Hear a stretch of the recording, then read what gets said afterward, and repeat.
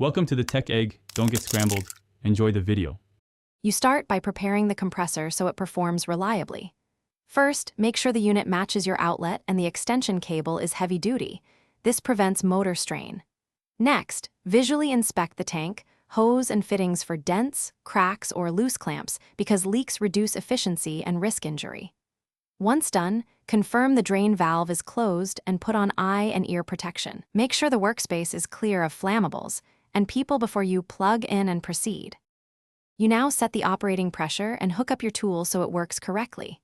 Begin by adjusting the regulator to the PSI the tool requires. Too high wears parts, too low underperforms.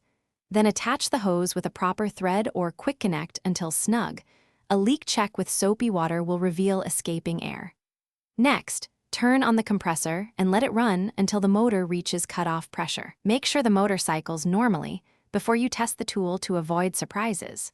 You finish by operating, then shutting down and handling common problems. While using the tool, work in short bursts and watch the gauge. This preserves heat life and keeps steady PSI.